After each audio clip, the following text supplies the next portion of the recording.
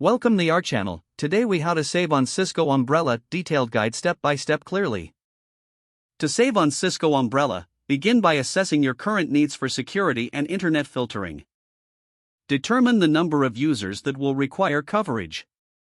Identify specific threats your organization faces. Research available pricing models offered by Cisco Umbrella. Understand the differences between the basic, professional, and enterprise plans. Evaluate whether your organization needs all the features provided in higher tier plans. Consider starting with a trial version to gauge effectiveness before committing. Check for any promotional offers or discount programs available for new customers. Explore potential multi-year agreements that may lower your overall costs. Look into bundling services with other Cisco products for additional savings. Assess your current providers and see if there are any opportunities to renegotiate services. Monitor your usage regularly to ensure you are not overspending on unnecessary services. Engage with your Cisco representative to discuss possible custom pricing based on your needs. Stay informed about any updates or changes in pricing structures or features. Evaluate potential integrations with existing security solutions to avoid redundancy. Review your policies and settings regularly to optimize your use of Cisco Umbrella.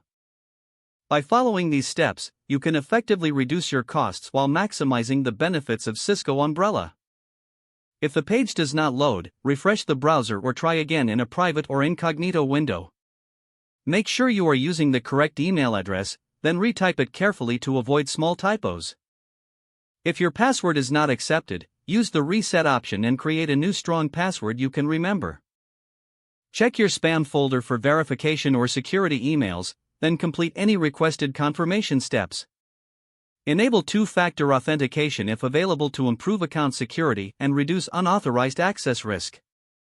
After signing in, review your profile details so your contact information and settings are accurate and current.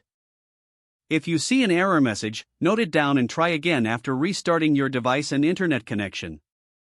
Log out when you finish, especially on shared devices, to keep your account and payment information secure. If the page does not load, refresh the browser or try again in a private or incognito window.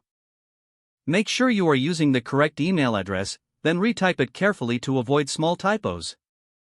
If your password is not accepted, use the reset option and create a new strong password you can remember. Don't forget to like this video and subscribe to our channel for more step-by-step tech guides.